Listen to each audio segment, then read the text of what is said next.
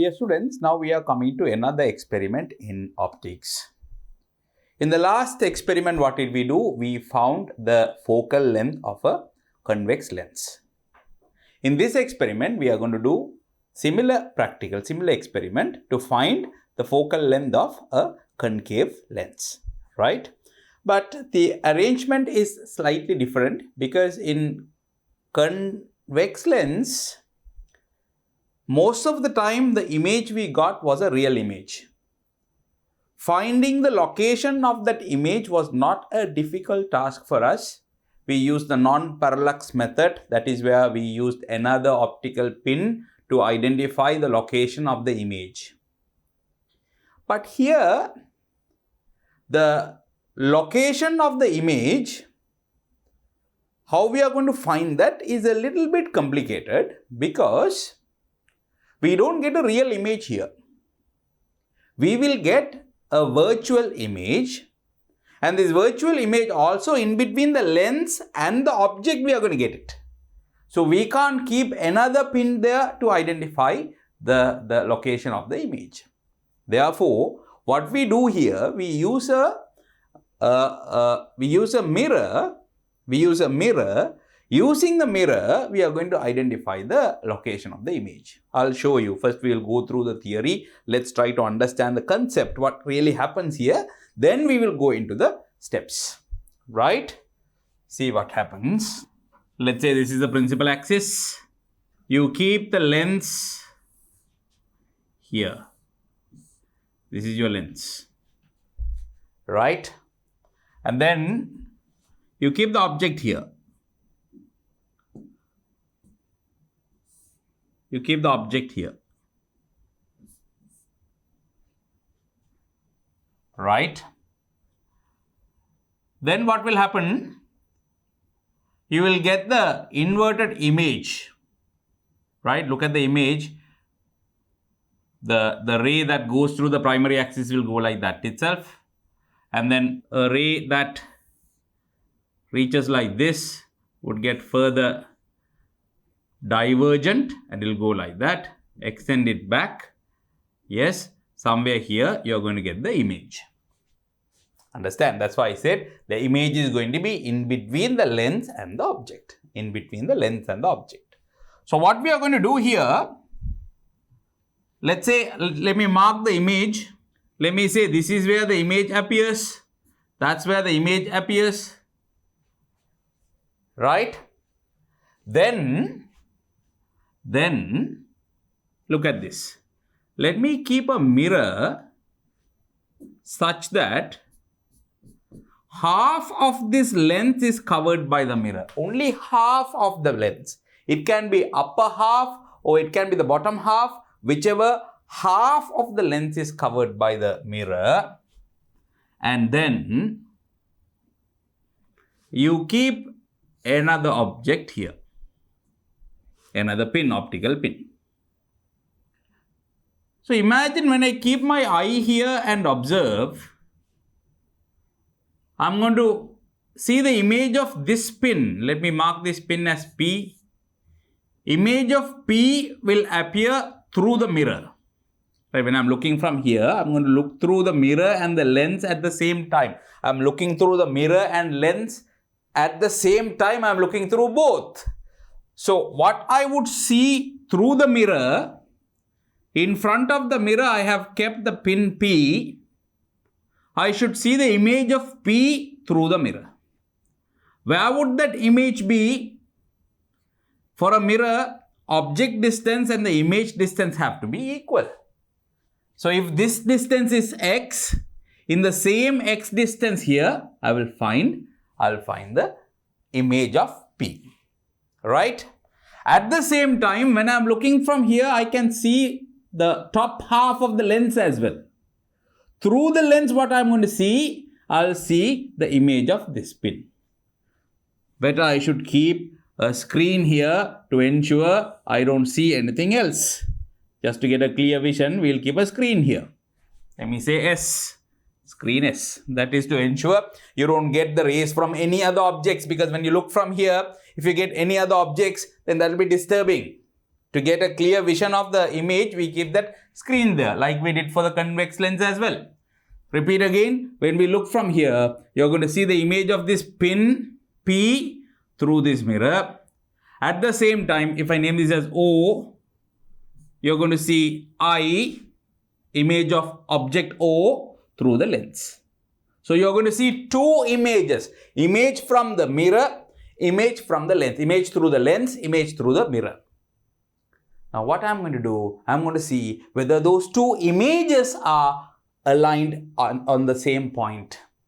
Whether they are coinciding or not. If they are not coinciding, what I can do, see, I can't change the image of this object. That let it be there because everything is fixed. You kept the object here, you kept the lens here, image is going to be here. But I can change this pin, right? I can move it front and back. So move this pin until the image of this pin coincides with the image of this object. Understand?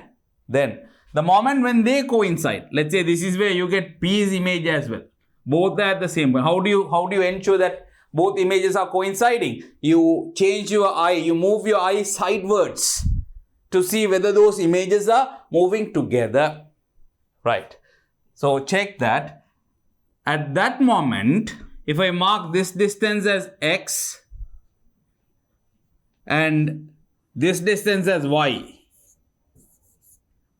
X and Y, you know, object distance and image distance have to be equal. If this is X, on the other side also you have X. This also has to be X. Right. The distance between the lens and the mirror is Y. Then you know this distance has to be X minus Y, X minus Y. Let me say this is L, this is M. Right. So let's say when the image of OO dash means this one, OO dash through the lens L coincides with the image of P through the mirror, the concave lenses object distance. What is object distance?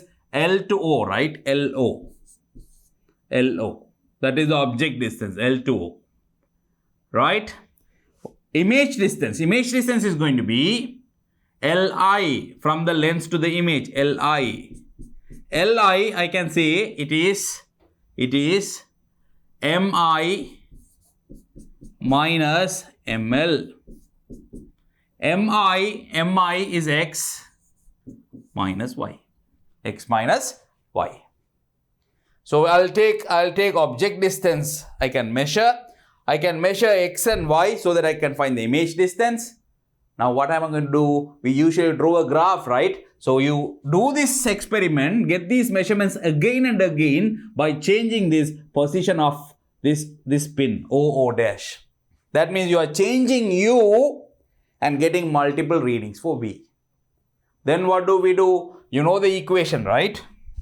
1 over V minus 1 over U equals 1 over F.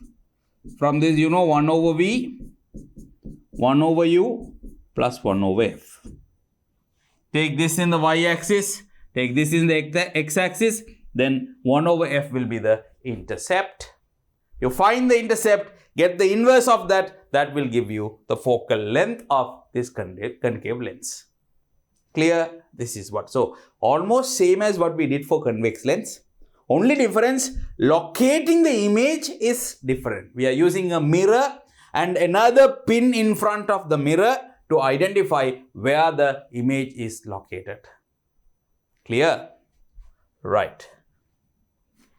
So, what materials and apparatus we need? A concave lens mounted on a stand. 2 optical pins. Why do we need 2 optical pins? One for the mirror, one for the one as an object for the lens. A plain mirror strip, a meter ruler, and a background screen. Steps. Almost same steps what we did earlier. Only new thing is bringing this mirror. Draw a straight line on the table using chalk. And towards the middle of the line, place a stand carrying the lens normally to the line so that the plane of the lens too is normal to the line. Same thing we did for convex lens as well, right? We drew a line with the chalk and then we kept the lens across that. That is, if you don't have a lens bench. There is something called lens bench where the stand, meter ruler, everything is fixed. You remember for convex lens, we use the bench. So if that bench is there, then you don't have to draw the line and all. This is, if you don't have that bench, you draw the line, across the line, somewhere in the middle, perpendicular, normal to the line, you keep the lens. On one side of the lens, place a pin mounted on a stand so that the tip of the pin lies on the principal axis of the lens. Place the background screen at a distance from that pin, which is considered as the object O. Which is the pin, the pin which is considered as object O. That means from the object pin in some distance, you keep the screen. From the object pin in some distance, you keep the screen. Come back and see. This is the object pin. Behind the object pin, lens, object pin, behind that, in some distance, you keep the screen. Why some distance? Because we will have to change this. I need to change the position of this O, right? So keep some space for that. I need multiple readings. Keep some space for that and then keep the screen. Now place the eye above the line on the table and on the side opposite to that where the object is, and observe whether the upright diminished image and the object are seen in line along the central region of the lens. Upright, the erected image, upright image, diminished image and object are seen along the central region of the lens. If not, adjust the lens with a stand. Central region means, look at this, look at this. If this is the lens, the field of view, you must see the lens, the image somewhere in the middle. If you see the image somewhere in the side, that means there can be two errors. I told you this in the convex lens also. There can be two errors. Error number one, the lens may not be perpendicular to the line. Error number two, the object, the lens and the eye, all three have to be in the same line, same straight line. Maybe you did not keep like that, right? So that's the adjustment. If you have something like this, make sure you have to get it like this. That's the meaning of this central region of the lens. If not, adjust the lens with a stand by rotating it slightly until the plane of the lens is normal to the principal axis to bring the image to the optical axis of the lens like this. Now place the plane mirror strip as shown in the figure, like I have shown in the figure, on the side opposite to that of the object, right? If object is here, you keep the mirror on this side, opposite to that of the object and below the principal axis of the lens, covering one half of the lens. It can be above or below.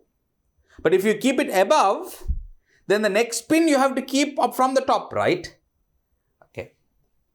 Next, fix the second optical pin on the stand and place it on the line drawn on the table so that the tip of the pin touches the principal axis of the lens. Next, place the eye as shown in the figure and vary the distance between the mirror and the pin P, until the tip of the small upright image eye seen through the lens is seen to coincide with the tip of the image eye dash formed behind the mirror.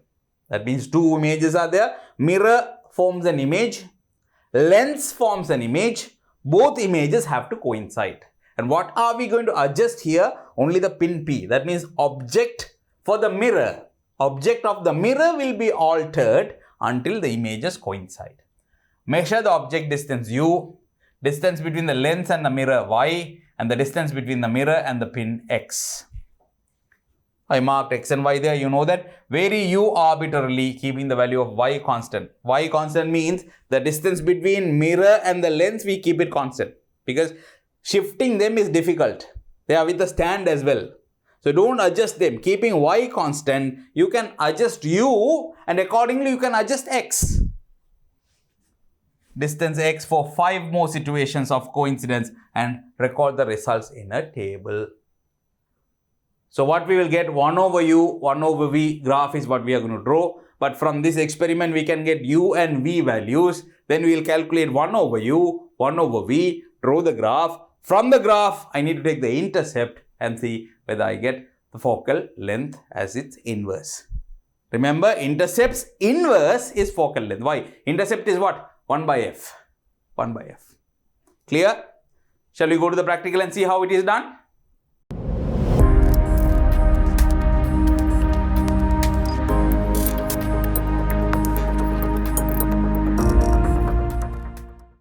Dear students, in the last experiment we saw how to find the focal distance of a convex lens.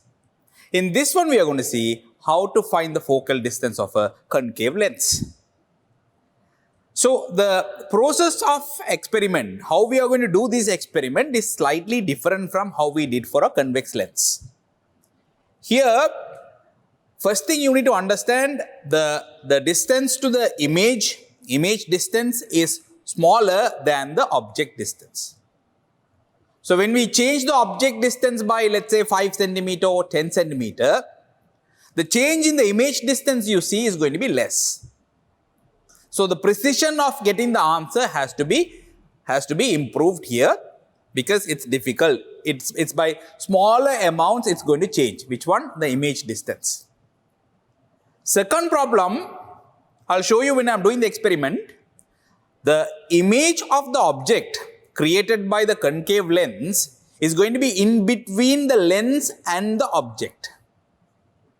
So bringing a nail in between, or bringing another thing in another nail or something in between to find the location of image will be difficult. For that we have to use a separate mechanism to find where the image is. Right? Therefore, compared to finding the focal length of convex lens, finding the focal length of concave lens is a bit difficult process. So listen carefully, watch carefully how we are going to do this experiment. You need to be familiar with the concept as well as the steps of this experiment. First we will see what equipments or what apparatus we will need to do this experiment. So the apparatus include the lens. This is the concave lens of which we are going to find the focal distance. This is a concave lens. Then I need this bench where we are going to fix the lens, we can fix the objects. Also we can measure the distance. You can see here there is a meter scale, we can measure the distance. In case if you don't have this bench, we call it the optical bench, or you can call it the lens stand. If you don't have this, then even you can use this one, this stand. If you are using this stand, what we do on a horizontal table, we draw a straight line and we mark lines at 5 centimeter gaps, so that we can place this in different lines to increase the object distance. Then we need a mirror. Right, we need a mirror. I'll explain when we are doing the experiment, I'll explain why the mirror is required here. This is what we are going to use as the objects, these two pins. Right, this is what we are going to use as objects here, the pins here.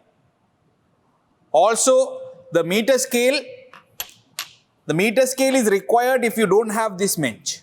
If you don't have this bench, then if you are using this stand, then you need the meter ruler or meter scale.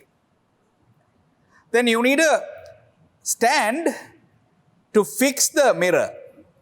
When I am doing the experiment, I will explain how to use the stand and why to use that. Also, we need a screen. This screen will be fixed behind all our lenses and objects, just to ensure we don't get any interference from any other objects behind this. So sometimes there are some other experiments where we use a screen and on the screen we project the images. But here we are not using the screen for that purpose. The purpose of the screen to be used here is to avoid any interference. That means we fix it behind to make sure we have a clear background. That's all the apparatus required for this experiment. Let's see how to do this step by step. The first step is we are going to fix this lens. Let's fix it here. I'll have to adjust the height of it if it is required. You can adjust it. Maybe I'll fix it at this height now. Later, if I want, I'll adjust the height of it. Then see, this is where I'm going to keep my eye and observe. From here only I'm going to observe. So the object has to be kept behind the lens, which means I have to keep the object behind the lens. Let's keep the object here. Let's keep the object here.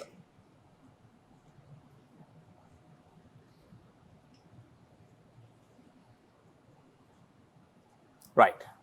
So that's my object. We studied in theory, when we keep the object behind the lens, what happens? The rays that come from the lens will create an image, a virtual image. If you look from here, you can see a virtual image, right? The image will be smaller than the object as well. And where would be the location of that image? The image will be located in between the lens and the object. That means the image of this object is going to be somewhere here. In between the lens and the object, you are going to get the image. Now, this is the problematic part in this experiment. You know why? To align with this object, to align with this image, you can't keep another nail or anything here, because that will obstruct the rays from the object. So you can't keep anything else in the middle to align it.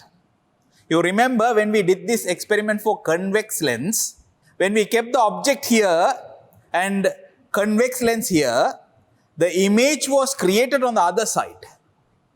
Then I could keep another pin here to locate the image.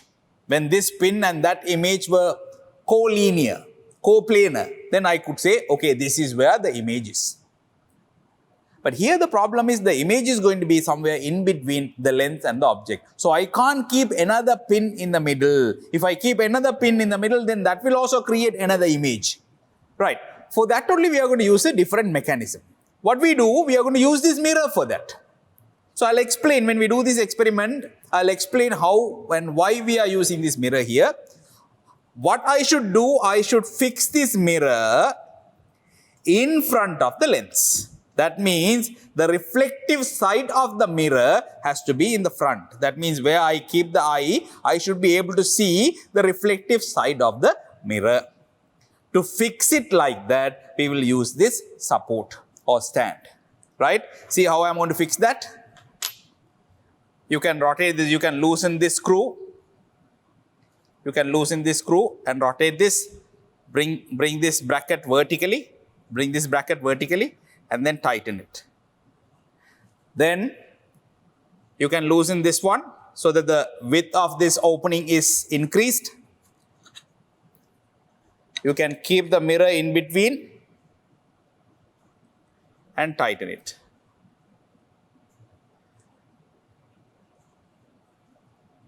Make sure the mirror is vertical. Now to lower the mirror, what we do, you can loosen this screw. You can loosen this screw and bring it down. Now understand how this mirror has to be kept in front of the lens. When I am bringing it here, it should not cover the lens fully like this. How I have to keep the mirror is such that half of the lens has to be covered. Either it can be the top half or bottom half. That means when I see from here, when I look from here, I should be able to see half of the lens as well. So let me bring down this mirror further.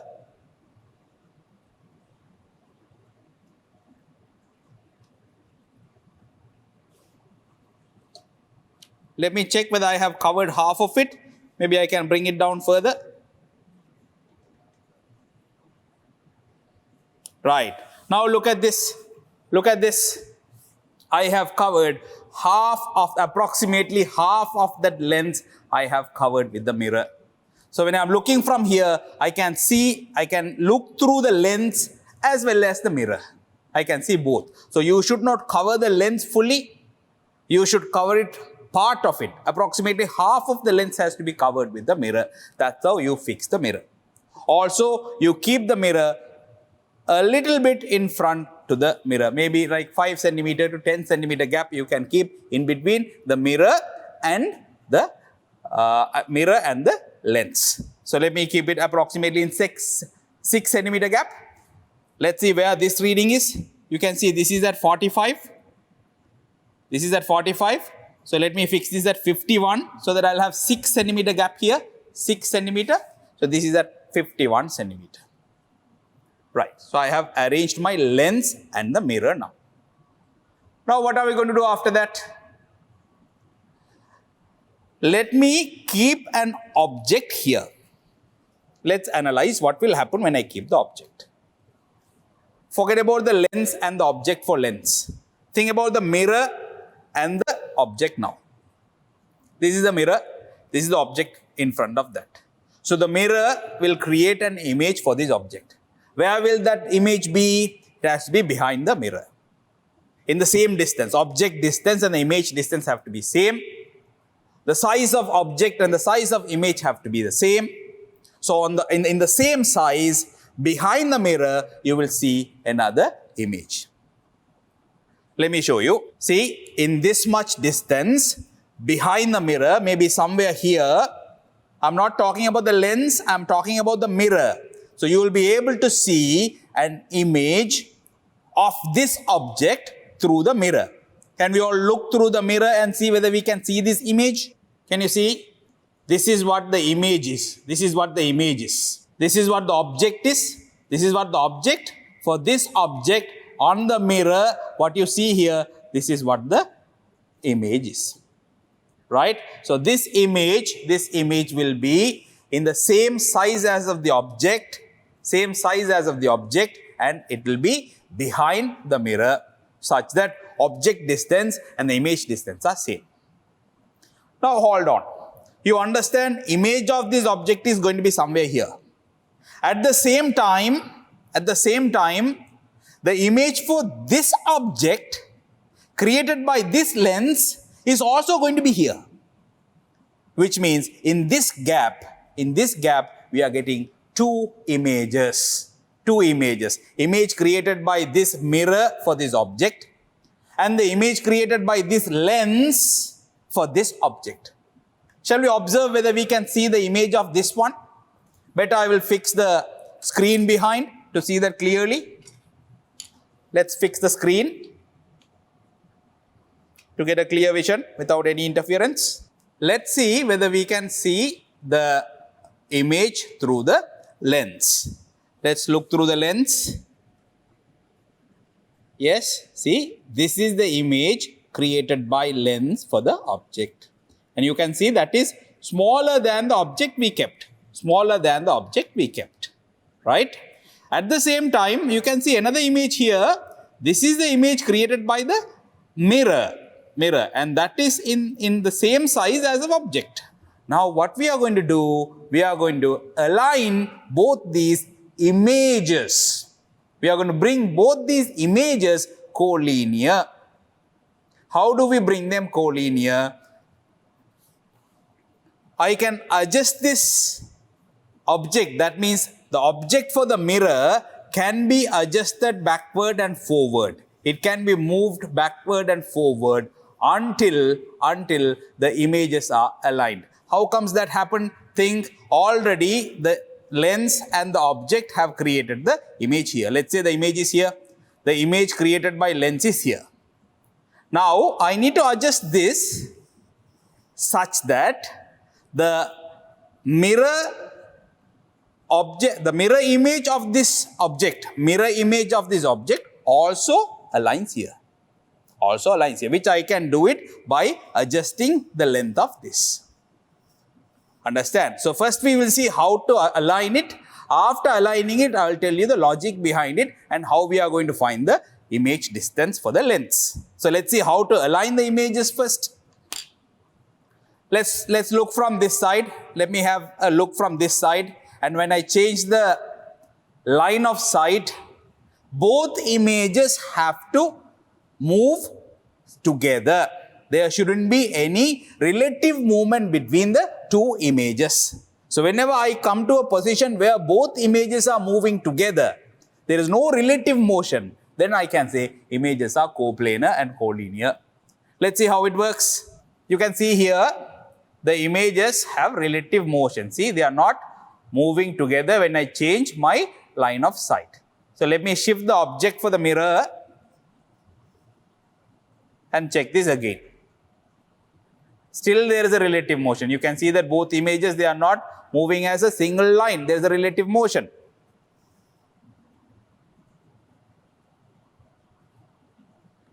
It's very close now. It's very close. Still there is a small relative motion.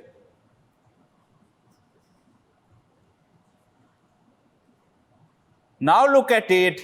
Now look at it. Both images are moving together like a single line. Both are moving together like a single line. This is the point that I was explaining, that images are aligned to be collinear. This is the point I was explaining, that images are coplanar. Now let's see what happens here. Let's try to understand what happens here. You can see this is where the mirror is. This is where the object for the mirror is. So this is what the object distance is. You can see that this is what the object distance is. So the image is going to be in the same distance behind the mirror. Behind the mirror in the same distance. That means if I take the same distance, somewhere here you are getting the mirror. Somewhere here you are getting the mirror. What is this? Somewhere here you are getting the image. What is this image? Image created by the mirror for this object. Right. And we saw both images were aligned together, coinciding. That means image of this object created by this lens should also be at the same point. Which means both images are at the same point. Right. So let's say this is where the image is. What I need is the image distance. That means from this lens, for this image, I need the distance. How do we get that distance? You can see here, the distance between this object and the mirror has to be same as the distance between the mirror and the object, mirror and the image. The distance between the mirror and the object, we call it object distance, and the image distance has to be same. So if I can measure this much, which is measurable, I can get the reading here, I can find the gap here. That's the same here as well.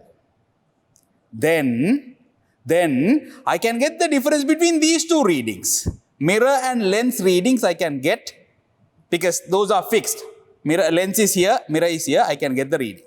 So from the image distance, if I can subtract this gap, that should give me the image distance for the lens. Let me explain this again, listen carefully. See, this is the mirror. We have the object for the mirror here. So this is the object distance for the mirror.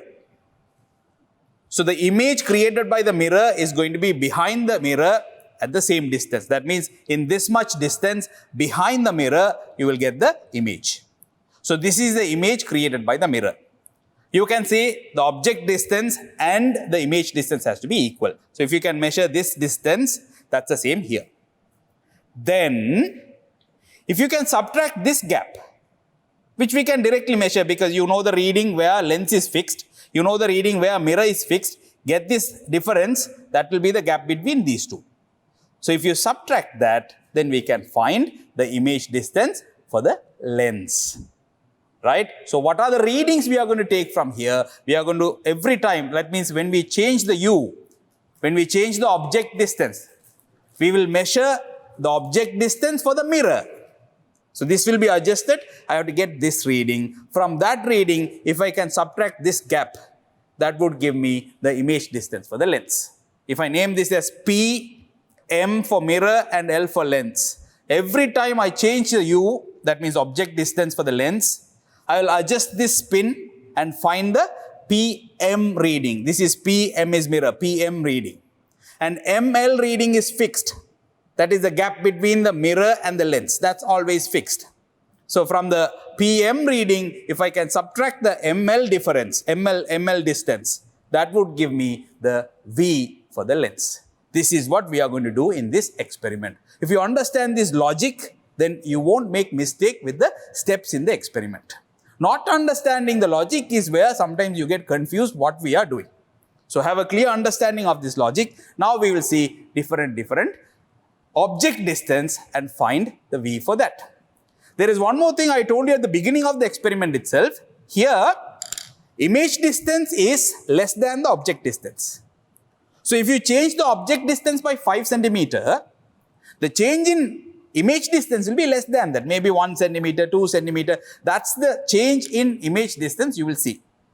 So better idea is to change the object distance by larger amount, say 10 centimeter by 10 centimeter, so that you will get a significant change in image distance. So what I'm going to do, the object distance I'm going to start with 10 centimeter and increase that by 10 by 10, 10, 20, 30, 40. Let's get 4 different object distances and their image distances. Draw the graph. You know the relationship between u and v, 1 over u minus 1 over v equals 1 over f. We'll use that relationship, draw the graph and find what is the focal distance. Shall we start with that? First reading we have to take for object distance of 10 centimeter. So that is at 35, 45, object distance of 10 centimeter for this lens. Now what do I have to do? I have to adjust the position of P until both images are aligned. Let's see.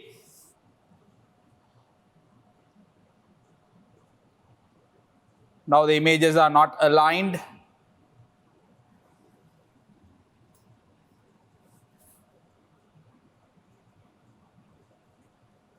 A slight relative movement is there.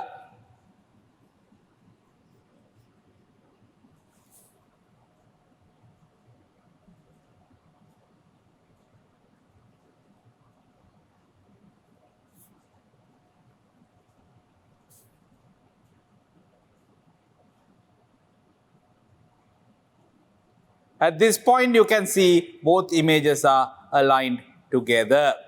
This is where you are getting the images aligned. So you can see here the reading. The object is at 64 centimeter. 64 centimeter. We already saw the mirror is at 51 centimeter. So the object distance to the mirror from 51 to 64, 13 centimeter is the P to M distance.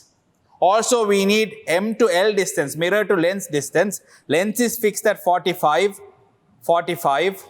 Mirror is at 51. So, this is 6 centimeters. So, like I told you earlier, here you are getting 13 centimeter here. So, that has to be the same distance for the image also, 13 centimeter, of which 6 centimeter is here. So, if you subtract that 6 centimeter, you will get 7 centimeter behind the lens, the distance to the image. That means from the lens to the image distance is 7 centimeter. The readings we have got, PM, P to M distance 13 and this one is 6 centimeter. That is M to L distance is 6 centimeter. Let's write them down in a table. We are going to repeat this 4 times. So one by one, let's write them down in a table so that we can draw the graph later. The object distance of 10 centimeter, 10. And PM we have got 13 centimeter, 13. ML was 6 centimeter. 13 minus 6, PM minus ML, 13 minus 6, 7 centimeter will be the B. The image distance is 7 centimeter. That's the first reading we have taken now. Now let's see, increase the object distance by 10 centimeter, make it 20 centimeter and see what readings we are getting.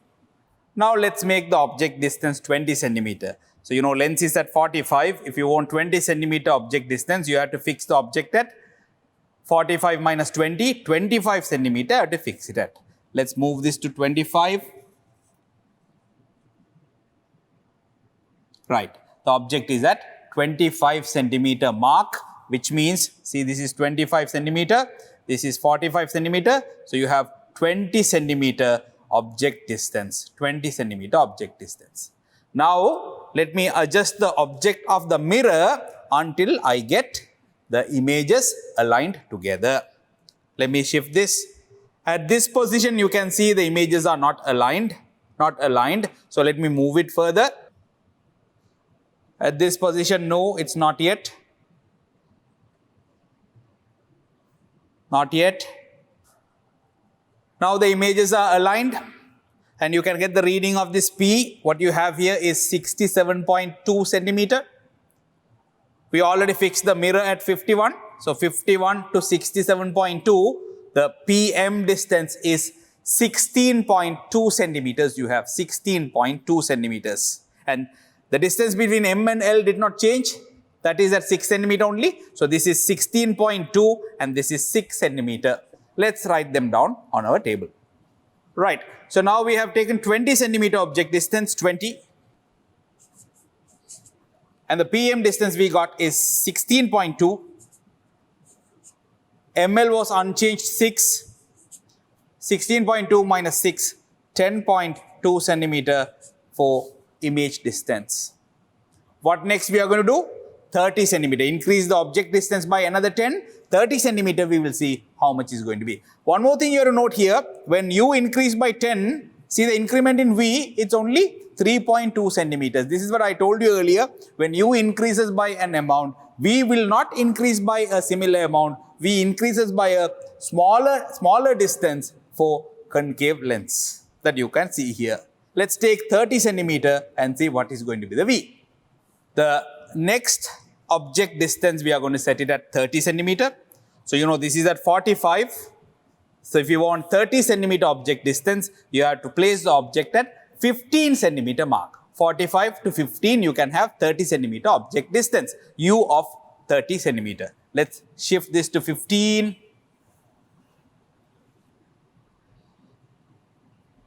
So, that's at 15 centimeter. This is at 45. U, object distance of U is 30 centimeter, right? Let's move the pointer. The pointer, that means the object for the mirror. Let's move it and again align the images. At this point, you can see the images are not aligned. Let me move it further. Still, it is not aligned. It looks like aligned. At this point, I can see the images are aligned. It looks like the images are aligned at this point. Let's get the readings. Students, you can see the reading here. The pointer's reading is 68.8. We have the mirror at 51. So, pointer to mirror, the distance is 68.8 minus 51. 17.8 centimeters. 17.8 centimeters. Mirror to lens distance is 6 centimeter. That we did not change. So, 17.8 centimeters, let's write it down. This is for what? 30 centimeter object distance. You are getting PM distance, 17.8 centimeters. And ML distance, which was unchanged at 6 centimeter. Let's write them down on our table. 30 centimeter is the U we took this time. And we got PM to be 17.8 centimeter. ML is unchanged 6 centimeter. 17.8 minus 6, you get 11.8 centimeters. So, 10 centimeter extra. The difference you got here is only 1.6 centimeters. Now, let's try this with 40 centimeter object distance. Students, the last one, fourth reading, we are going to take changing the object distance to 40 centimeter. This is at 45. 40 centimeter means we have to shift the pointer to 5 centimeter. Let's shift that to 5 centimeter.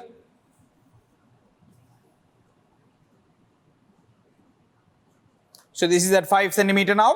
45 centimeter is where the lens is. You have an object distance of 40 centimeter. Object distance of 40 centimeter. 40 centimeter object distance. Right? We'll do the same again.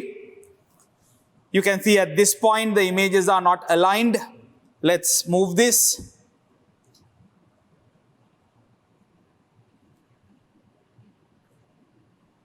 It becomes closer but still not yet aligned. We'll move it further. Right. At this point, we are getting the images aligned. Let's get the reading here. We have the reading here 70.1 centimeter. The pointer has a reading at 70.1. Mirror was unchanged at 51. 51 to 70.1 is 19.1 centimeter.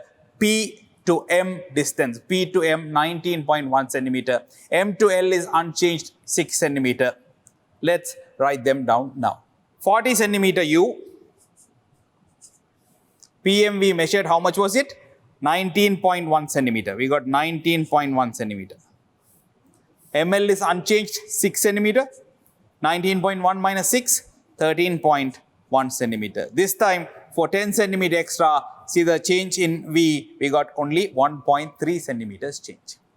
Now we have got 4 different U values and their respective V values. So with these values, let's take a graph sheet. Let's plot all these points, draw the graph and see how the graph we are getting here. It has to be a straight line. We'll see whether we are getting a straight line, and we can find the focal distance of this concave lens using that graph. Let's see how to do that now.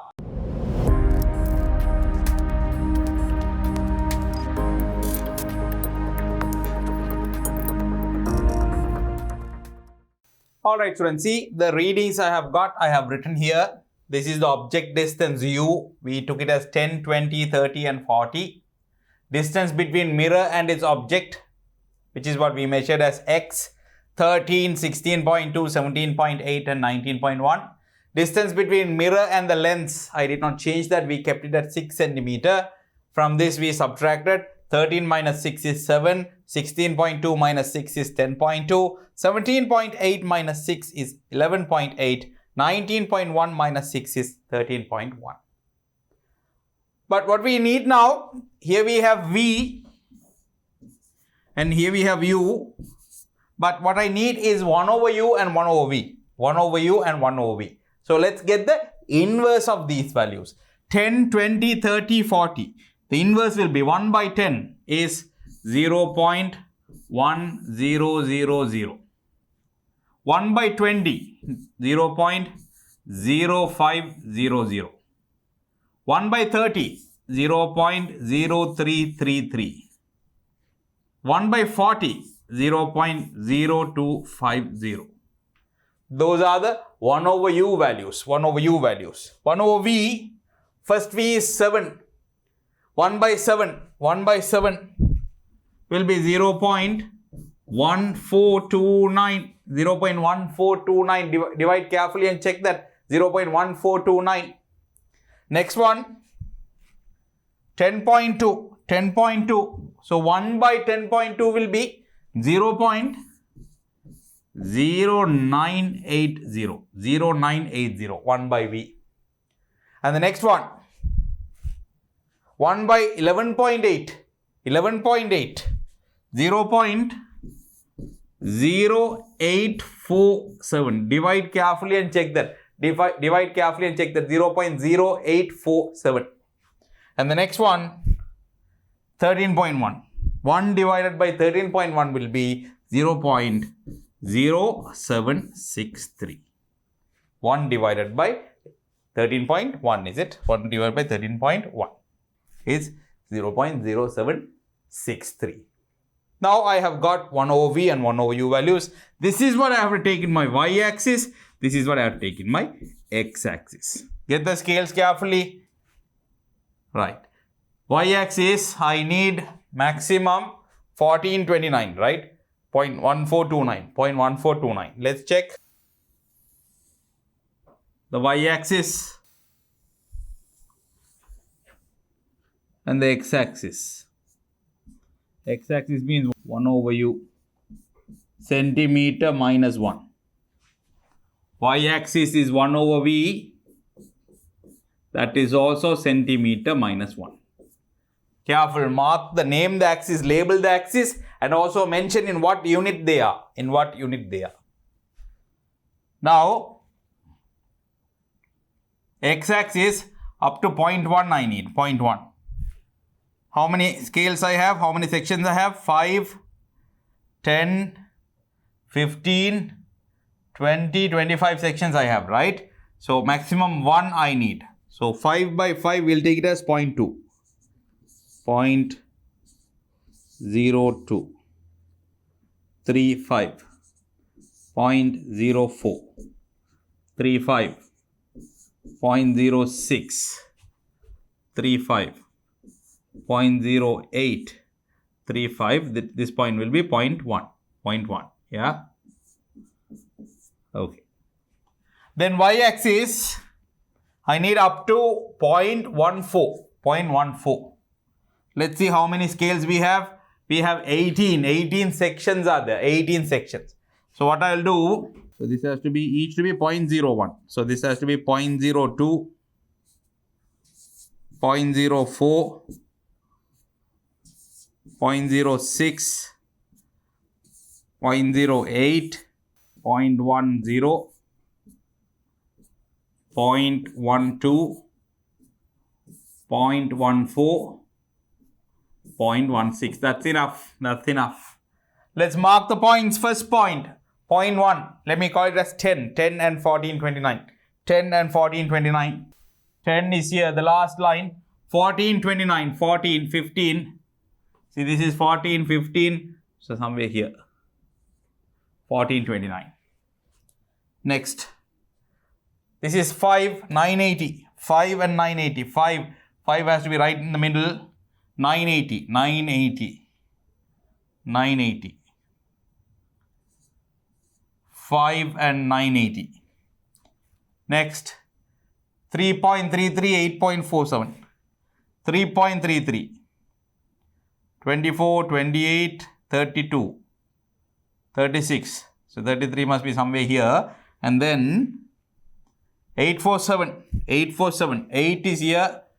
9 is here. 847. 847 will be somewhere here. Next, 250, 763. 250. This is 24, 28, 25. 25 must be here. 763 will be here. Right? Those are the 4 points we have. Now what we will do? Let's draw a line connecting all this. You may not be able to draw a line going through all the points. So what I have done, first point and last point are on the line, on the graph. The other 2 points, one has deviated a little bit down and the other one has deviated a little bit out, little bit up, right? So 2 points little bit deviated but balanced I have taken. One on the one below the line, one above the line. Other 2 points are on the line. So this graph looks like a feasible graph with the 4 points we have, right? And you know what we want here is the intercept, because intercept has to be equal to 1 by f. Let's find the intercept. Intercept is here. I need to get that figure. 0.55, approximately 0.55 is the intercept. 0.55 because 0.4, 0.5, 0.55 is what I am getting as intercept. Then you can write 1 over v, 1 over u, 1 over f, y equals m is 1, x, c. You can check the gradient of the graph, it has to be 1, it will be 1. Now what we need is f, focal length. So intercept c equals 1 over f. The answer we got for c is 0.55, 1 over f. So f has to be 1 divided by 0.55. 1 divided by 0.55 means 100 divided by 55. If you divide by 5, that will be 20 divided by 11. 20 divided by 11. Divide and see. Am I right? 10 divided by 5.5, 100 divided by 55. Check the scales. Now it must be 0.055. It must be 0.055. Here it has to be 0.055.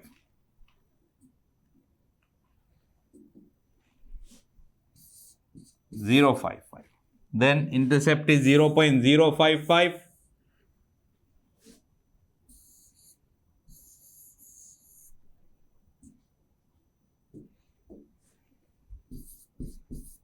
One divided by 0.055. So that will be 1000 divided by 55. If you cut by 5, that will be 200 divided by 11. 90, 88, approximately 2. Approximately 2. 18.2 centimeters is what we are getting as an approximate focal length of this lens. 18.2 centimeters. Right? So did you understand the steps? How we did the experiment and how we got the readings and what graph we have drawn. Not so difficult, not so difficult. Understand the concept, how we are using the mirror, why we are using the mirror here, and how we identified the position of the image. Right? That might be the only tricky part here. After that, everything else is same. Now what we will see, the question that has come in this area. Usually convex lens is tested frequently. concave lens experiment is not that frequently tested. Still, you can't skip that. Can be tested at any time. Yeah. So let's see a past paper question on this area.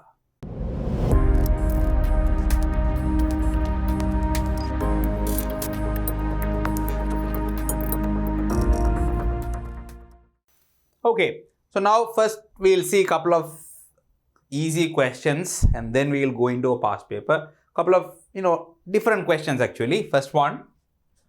An object is kept at distance u from the concave lens and its image is seen at distance v from the lens. Draw the graph to show how v varies against u. How v varies against u. So 1 by v minus 1 by u is 1 by f. Since u and v are in the same side of the lens, both will have positive values. And for a concave lens, f is also a positive value. So the sign notation of this equation doesn't change. It remains the same. Now, what will happen when u increases? When u increases, 1 over u will decrease. Because u is a denominator, 1 over u will decrease. When u goes to very large values, 1 over u will become close to 0. It will become negligible. Right? When 1 over u goes negligible, 1 by v will become equal to 1 by f. Which means, why? This is negligible, right? When u becomes very large, 1 over u will become negligible. Then 1 by v and 1 by f have to be approximately equal. Which means v becomes equal to f. V becomes equal to f. Right? So when u increases, v also has to increase so that this difference doesn't change because focal length doesn't change, right? So usually u increases, v will increase. But v maximum equals f. So you can't have a graph like this. You can't have a graph where it continuously increases. You can't have a graph like that because u has a maximum. So how this works is, I mean, if we don't go into too much of maths, without going into maths, if you try to understand, look at this. U and v has a maximum. So let me draw a dotted line to say there is a maximum.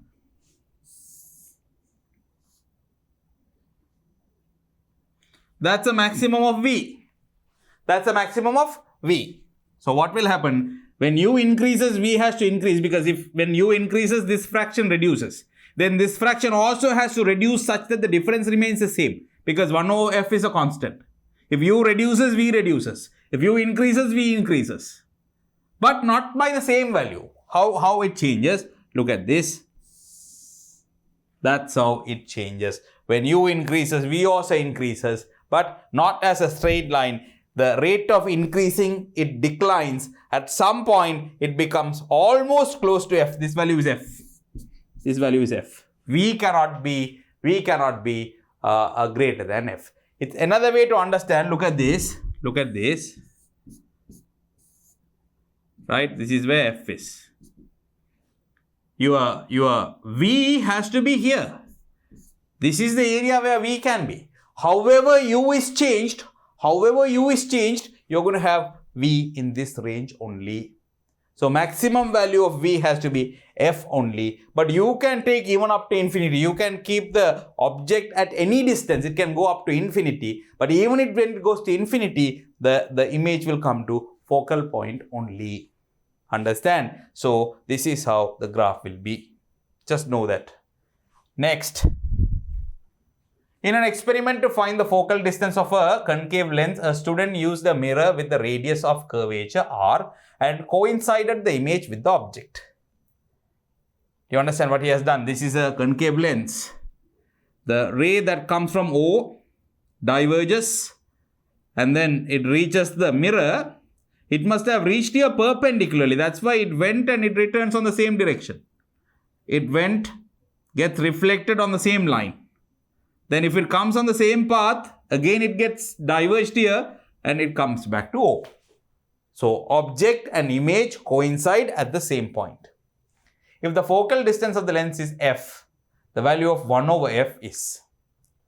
So let me apply the formula 1 over v minus 1 over u equals 1 over f. 1 over v. Where would have been the image from this lens? See, this is where object is. So object distance is y. U is y. Okay. Where would be the image? Imagine if this mirror was not there, the ray would have gone like this. Which means, if you extend the ray back here, this is where the image would have been originally. If this mirror is not there, if the mirror is not there, this is where image would have been. Now, since this line is perpendicular, the center of this image, the curvature, center of this curvature has to be on this line. This has to be a radius. Similarly, this line is also perpendicular, which means on this line also the center has to be. So I'm telling this curvature center has to be on this line as well as it has to be on this line, which means this has to be the center. That is the only point that lies on both lines. That lies on both lines. So this is the center of this curvature. And they have given you this distance is r. Radius is r.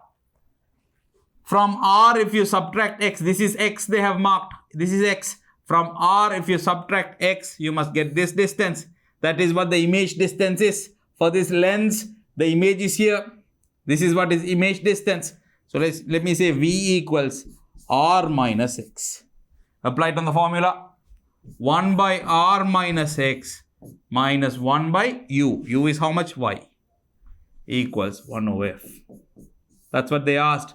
Find an answer for 1 over f. There is nothing you can solve. You have 3 different values, x, y and r. So there is nothing you can simplify. You can leave it like this itself. 1 over f equals 1 over r minus x minus 1 over y. Okay. Another one. When observed through the concave lens, image will be seen at infinity. That means, see, from here, the rays that come here, the diverging rays, after they pass through the convex lens, they are converging. And then once they pass through the concave lens, they go parallel. They go parallel means these lines must have converged at the focal point. Focal point, that's why they are going parallel. Right? Therefore, imagine if you get parallel rays, they get diverged. If you extend them backwards, they must meet at the focal point. That's what we studied in theory. Right? So, let me say f2. This distance is f2. Right? Let's call f1 for this one. For the convex lens, if we apply 1 over v minus 1 over u equals 1 over f. Object distance is a. First I need the image distance. See, for this one convex lens, object distance is a. Image distance is on the other side. Imagine if this lens was not there, these rays would have converged at this point. How much is the distance for that? B plus f2. But minus, because object is in one direction, image is on the other direction. Minus b plus f2. Minus b plus f2. Right? Okay. Now for the other one, concave lens. Object distance has to be f2, right? f2. f2 we can find it. Can you see? They have given this as c. From this point to this point is given c. So straight away I can mark it as c. Mark it as c. For this one, u is, object is like here. C minus b. C minus b. Object distance. Image distance is infinity. Infinity. So apply 1 by 1. Let's apply the formula here. 1 over V, 1 over minus C, minus 1 over U equals 1 over F1, right? From this you can say 1 over F1 minus 1 over A plus 1 over C. We know F1 for a convex lens. For a convex lens, F has to be minus. That's why we are getting a minus answer. And here, for the concave lens, if I apply the formula 1 over V minus 1 over U, I have to be careful with the U when I am keeping the eye from here. U is on this direction. Image is going to be here. Like when you are looking from here, it will look like the rays are coming from a far distance, which means the image has to be somewhere here, right? Right. Which means lens, object is in one side, image is on the other side. So let's change the object distance sign. Let me mark it as minus. Let me mark it as minus C minus B. Because you remember, for this lens, this direction only I measured as positive. For that also, we'll measure that direction as positive. Object is on the other side. So it has to be minus C minus B, which will make it plus 1 over F2.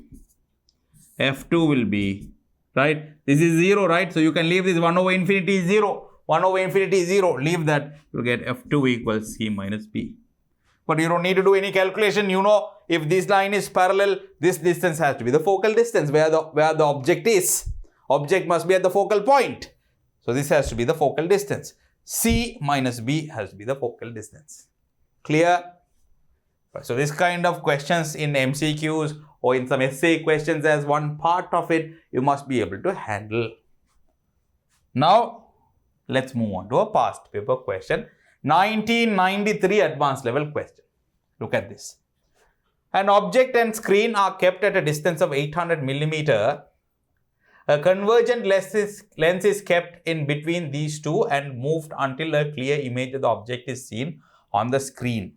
Now see, this is known as a displacement method of finding the focal length. How do we do that? We fix the object here and we fix a screen here. We don't move them. We keep those two fixed. Then what do?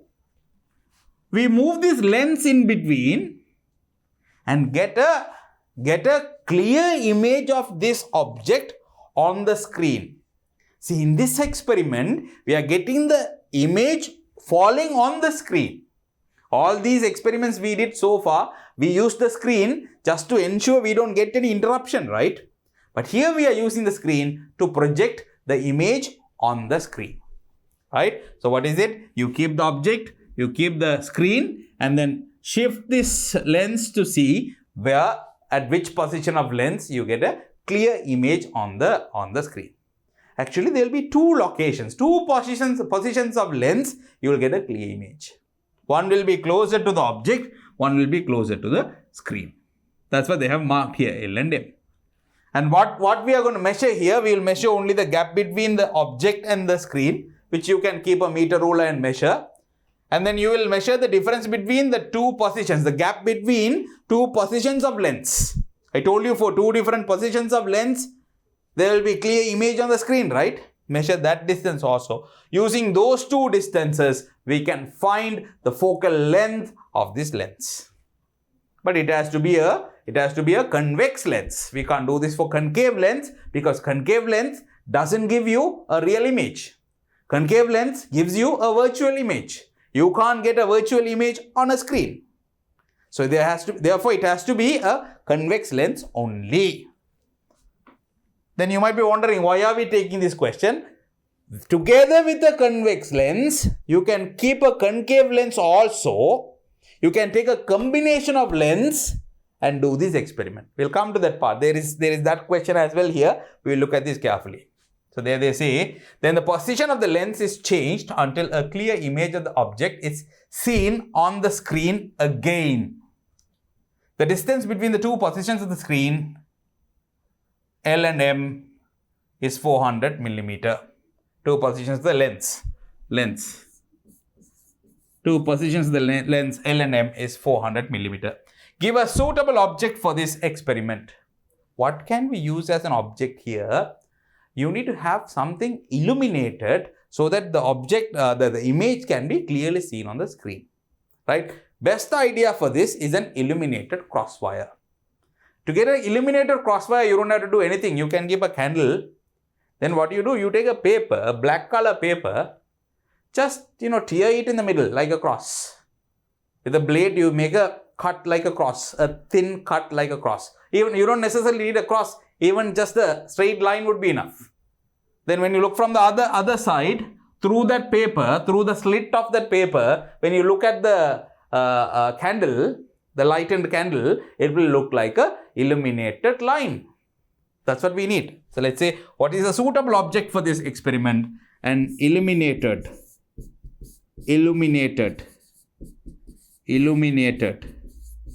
crosswire is the best idea for this. State which position of the lens gives larger image and explain. Look at this. When lens is at position L, this much is going to be the image distance. Next one. State which position of the lens gives larger image. Let's see. There are two positions, L and M. When the object distance increases, the image size also increases, right? Which means L has the largest object distance. Can you see? Maximum object distance here. Which means L has to give the largest image. Which position? L gives the largest image because the image distance is longer. When image distance increases, image size also becomes bigger. Image distance increases, image size becomes bigger. Which position of the lens gives brighter image? If you want a little more extra explanation on that, look at this. If this is a lens, suppose you have an object here. Say, you get the image at this point, this is the image. You get the image at this point, then this is the image. Look at this, when the image distance increases, the size of the image is also increasing, right? Longer the image distance, bigger image it will be. Which position of the lens gives brighter image? Brighter image means when the image is smaller, you will get brighter image. Why? More light is going to be concentrated within a small area. Understand? Therefore, position M will give you a brighter image because M is going to create a small image. So, all the light that a lens can receive are going to concentrate on a small image. So, light concentration will be high. And let's say, which position of lens gives brighter image? M. They did not ask why. If they ask, you can say same amount of light because the lens size is same, but it concentrates on a smaller image. Find the focal distance of the convergent lens. Now we'll go back to the diagram. Now when this was U, this would have been the V. When you do this experiment with a convex lens, the position of object and image can be interchanged. Meaning, look at this. Say you keep the object here and you get the image here. OI, let's say. Then when you do this, this is going to be U, this is going to be V, right? Change this as O. Then the ray starts from here, it reaches here. Then this will be our image. Which means previous image distance will become the object distance now.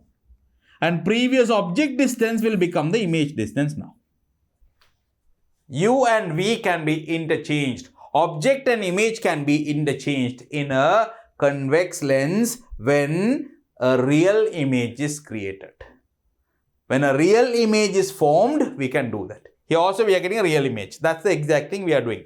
So what is going to happen when the lens is moved and you are getting an image again means initial image distance has to become the object distance now. This must be the object distance now. Initially it was V, right? That length, suppose I don't know if it is, let's say X centimeter, then this has to be the X centimeter. If this is y centimeter, this was the original object distance, now that will become the image distance. Now that will become the image distance. Which means, if this gap is u, this gap also has to be u. Then I can say u plus u has to be, out of 800, 400 is gone here, right? Out of 800, if 400 is gone, balance is 400, right? 2u has to be 400. 2u has to be 400. Then u will be 200. 2u plus 400 is 800. From this you get u will be 200. If u is 200, v will be 800 minus 200, 600. 1 over v minus 1 over u is 1 over f. 1 over minus 600. Remember concave, convex lens. From the lens, object is on one side, image is on another side. Object distance is positive, image distance is negative, minus 600. Minus 1 over u, 1 over f. Minus 600, then you will have 1 plus 3, 1 over f. F will be minus 150 centimeter. Minus 150 centimeter. Minus indicates it's a convex lens. Next, FC. They call it FC. Next. Why FC? To say it's a convergent lens. Convergent lens. Right? FC.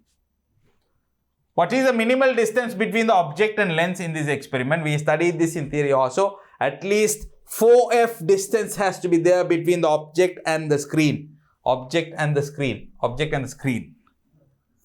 Screen. What is the minimal distance between the object and screen in this experiment? From the object to screen, at least 4f distance has to be there for us to do this experiment. 4f, right? It has to be 4f. 4 into 150. 600 millimeter distance should have been there at least. Good, we had 800 millimeter distance, we could do that. Right? If you don't have 4f distance, you may not be able to get two positions where you get this image. You won't be able to get two positions. Next. A divergent lens with focal length of fd, d for divergence, greater than that of convergent lens is given to you. Draw the whole setup of this experiment to find the focal length of this divergent lens using above method. You can change the distance between O and S. Now what are you going to do? Look at this. You keep the object here and the screen here. Screen.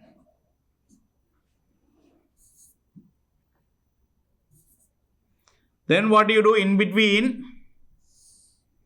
You already had a convex lens. Now you are given a concave lens. Put them together. Put them together like this. Convex lens, concave lens. Put them together without any gap in between. So what will happen? It's a combination of lens. I need to see whether this combination of lens, whether it will act as a convergent lens or divergent lens. I need to check that. How do we check that? We check who has the highest power. If this convex lens has more power than the concave lens, then the resultant will be a convex. If concave has bigger power, then the resultant will be concave. How do we check the power? Check the focal distance. Focal distance, they say FD is greater than that of convergent lens. FD is greater than FC. FD is bigger means power is less. FD is bigger means the curvature is less. Less curvature means it has lower power, which means I can say divergent lens's power is less than convergent lens's power. Therefore, the resultant will again act as a convergent lens itself. It will act like a convex lens. Clear? Right, that's why they said this. So, now since this is the combination is going to be a convex lens, I can do the same experiment again. But only problem, earlier when this was only alone, FC was only alone, we got 150 millimeter as the focal distance. Now that with that lens, you put another divergent lens as well, right? So resultant lens's power is going to be less. Power is less means this f will be bigger. So now the combination will have a focal length greater than 150 millimeter. Because you have put another opposite lens, right? Another opposite lens means it's going to reduce the power. Reduce the power means increase the focal distance. So now the combination of lens will have a focal distance bigger than 150 millimeter. Even though it is also a convergent lens, focal length is different. Suppose now if it is 250 millimeter, remember I already told you the gap has to be 4f at least. So if the combination has 250 millimeter as the focal length, assuming so, 254 times 1000 millimeter gap will be required between O and S, object and screen. Earlier we kept it as 800 millimeter. Now 800 millimeter is not enough. That is why they have given this statement. You can change the distance between O and S. Basically, you will have to widen them. You will have to increase the distance. Right. Now this is all the arrangement. This is all the arrangement. Object, lens, the combination of lens and the screen. What measurements will you take to find FD? Same measurements we took earlier. What measurements we took? Distance between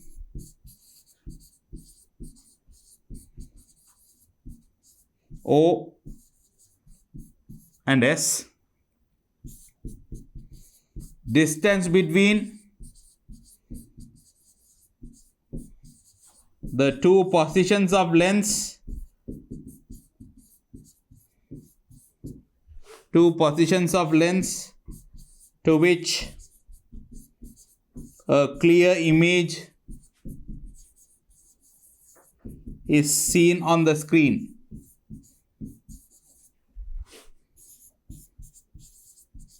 Right. Those are the two readings you have to take. Write down the additional formula required to find the focal length of the concave lens. Define the new symbols you use in this equation, if any. So when lens combination is there, the formula will be this: 1 over FC minus 1 over FD. One is convergence, one is divergence. So minus equals 1 over F. What is FC and FD? We already defined. What is capital F? The focal length of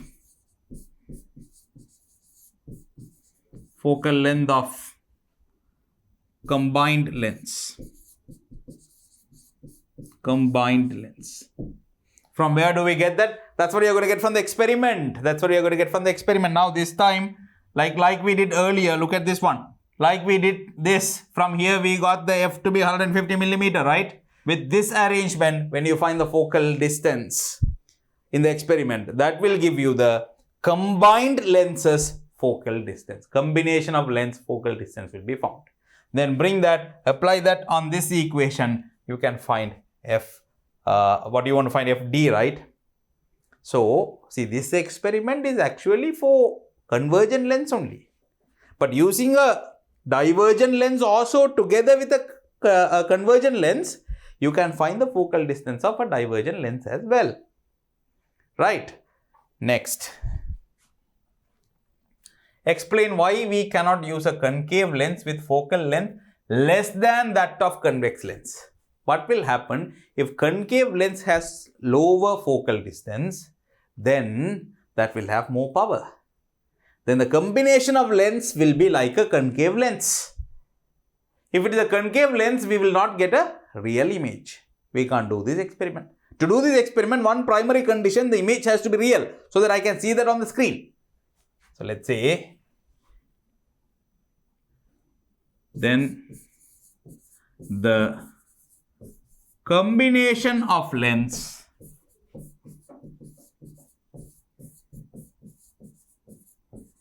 will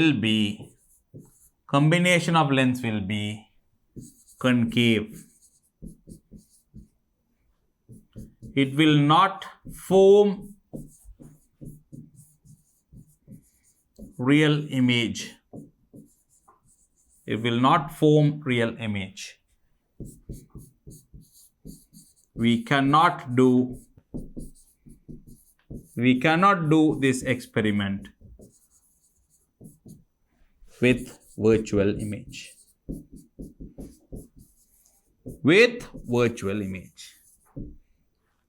Clear?